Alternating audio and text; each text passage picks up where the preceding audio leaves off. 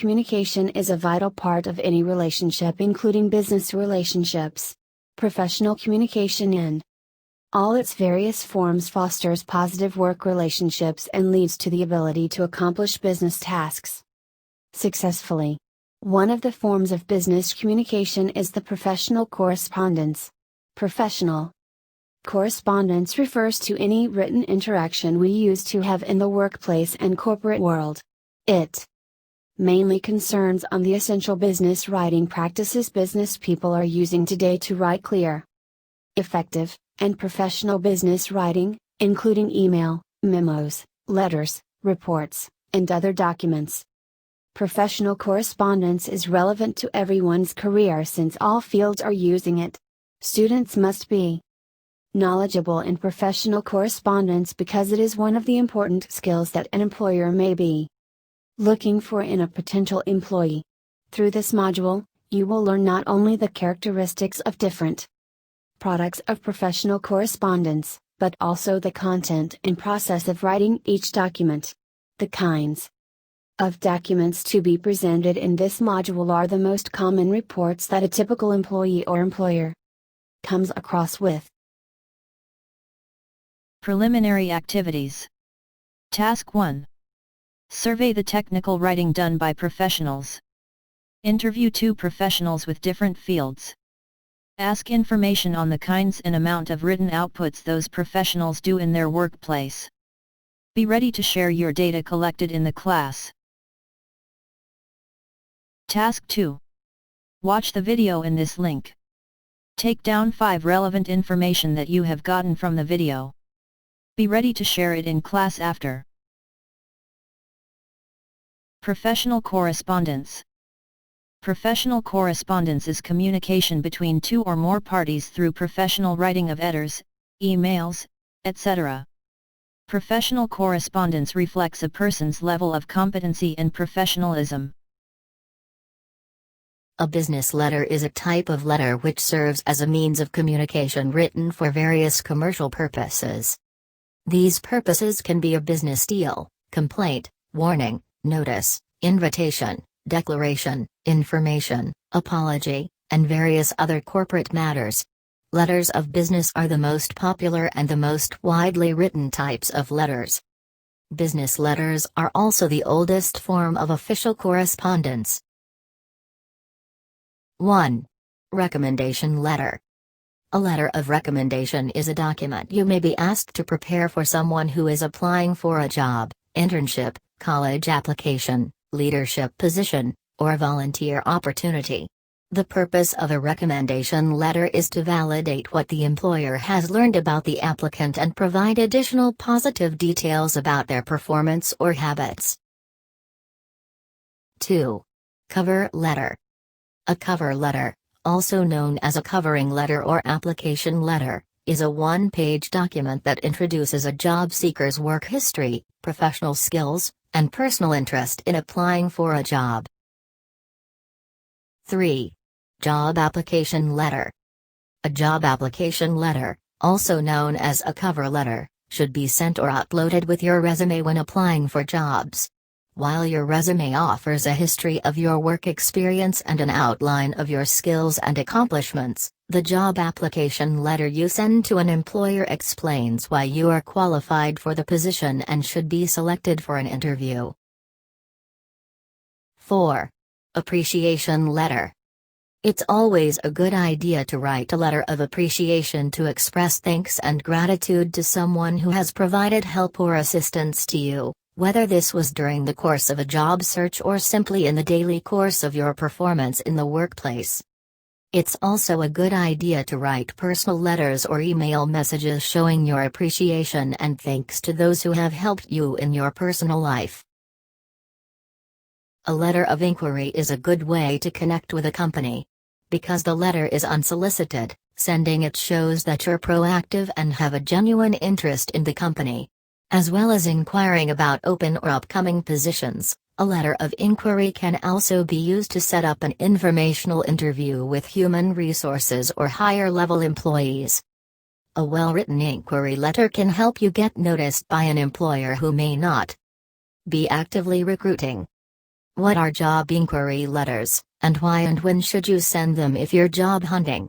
A job inquiry letter, also known as a prospecting letter or a letter of interest, is sent to companies that may be hiring but haven't advertised job openings. 8. Resignation Letter. Making the decision to leave your position can be a very stressful time for many employees. To lessen the stress and to leave professionally, a resignation letter is often written and submitted. Not only can resignation letters solidify your decision to leave by providing more clarity about your reasons for leaving, but may also provide valuable information to your soon-to-be ex-employer. A well-written resignation should only be submitted after a few factors have been considered and possibly included in your letter. 9. Thank you letter. Consider your job interview thank you letters as follow-up sales letters. This is an opportunity to say why you want the job, what your qualifications are, and how you would contribute to the company. Your thank you letter is also the perfect opportunity to discuss anything of importance that your interviewer didn't ask or that you didn't answer as well as you could have. When writing other business and work-related thank you messages and letters, keep in mind that every time you say thank you, you are not just showing your appreciation, you are also reminding the person you are writing to of who you are. These letters are great relationship builders. 10. Termination Letter. A termination letter is a necessary part of the employee termination process. It confirms the details of the termination meeting and gives the employee useful information for when their job ends. The information may be about their final paycheck, employee benefits, their termination date, as well as a request that the employee notifies you of any changes of address to ensure they receive any required paperwork for year's end. 11. Order Letter. A letter of order is a document that tells or confirms about the sale and purchase of a product and also provides details of any such deed. It may also include the details of order, quantity, color, and kind of product, the mode of payment and dates of shipment, etc. 13. Sales Letter. A sales letter is a piece of direct mail which is designed to persuade the reader to purchase a particular product or service in the absence of a salesman. It has been defined as a form of direct mail in which an advertiser sends a letter to a potential customer. 14. Complaint Letter. Complaint letters can be an effective way of resolving issues pertaining to a bad product or a poor customer service experience. The right letter has the power to garner appropriate attention and effective results. Complaint letters can also be the basis for future legal action, if necessary. 15. Request Letter. A request letter is written on any occasion when someone wants to politely ask for information, a favor, or permission for a particular matter. It is an official document that shows the intention of requesting something like a document, details, permission, or assistance. It is written by an individual or entity. With the onset of professionalism in a business environment, sample policies on certain business actions and communication forms within a working environment entail the use of formal types of documents. One of which is a professional request letter, which is a tool used to get approval for certain business activity. Memorandum. Memo, short for memorandum, is of Latin origin, which means something to be remembered. This meaning explains the function of memos, to record information of immediate importance and interests. A memo is usually written for internal or in-house communication. It is usually short, direct to the point, clearly stating what must be done or not done. They provide data for various functions, such as the following: Making announcements, giving instructions, clarifying a policy, procedure, or issue, changing a policy or procedure, alerting staff to a problem, sending recommendations. Minutes of the meeting. Minutes are summary of what happened at a meeting. They show the information shared, the discussion made, clear, accurate, and objective. and decisions reached during the meeting. Since business meetings have become important communication in business and the industry, a record of their minutes is always filed. Minutes, which are considered official, permanent records, are regarded as legal documents. Guidelines in preparing the minutes. 1. All motions and resolutions are recorded, and proponents are identified by name. 2. Seconded motions are also noted and recorded, although the ones who seconded them need not be identified. 3. Results of seconded motions must be recorded and, whether approved or rejected, should be indicated in the minutes. 4. Headings are used to mark report sections. Titles should be all capital letters. 5. Minutes of the previous meeting should also be taken up. 6. Do not report, write verbatim, word for word, what are said. Summarize. Readers are more interested in results. 7. Lengthy discussions, debates, and reports given should be summarized. 8. The past tense is used. Types of short reports. 1. Progress report ensures the successful completion of the task or project within the specified time. Informs the reader, who is usually in the management sector of the organization, about the status of an ongoing project or task, how much had been done, is being done, and will be done by a particular date. The report generally includes these components: Searles, 2014:2016. A. Introduction. This is the background of the project, where the project is identified, its objectives are reviewed, and the reader is informed about any development since the previous progress report. B. Work completed. It is the summary of accomplishment to date, which is organized chronologically if the report covers one major task, or by classification of task if it deals with more than one related project. C. Work remaining.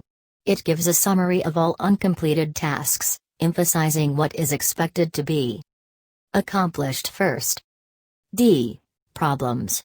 This part, which identifies any delays, cost overruns, or any other unanticipated difficulties, may be omitted if all is well or no problem causes any harmful effect. E. Conclusions.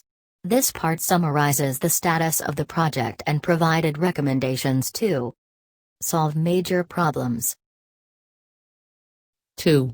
Incident report deals with the unexpected that brings harm to people and property, like fire, vehicular accidents, physical injury, law enforcement offense, environmental danger, machine breakdown, computer virus, delivery delay, cost overrun, or production breakdown. Is written either by the person involved in the incident or by a person in charge of the area where it took place to explain the circumstances behind the troublesome occurrence.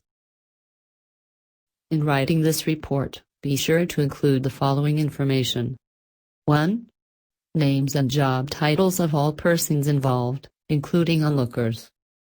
2. Type of incident and step-by-step narrative description of the incident. 3. Exact location and cause of the incident. 4. Date and exact time of each major development. 5. Clear identification of any equipment or machinery involved. 6. Detailed description of any medical intervention required, including names of ambulance services and personnel, nurses, physicians, hospitals, or clinics. 7. Reliable statements, quotation or paraphrases, from persons involved, and 8. Outcome of the incident. 3. Project proposal, a document designed to convince or persuade someone to follow or accept a specific course of action.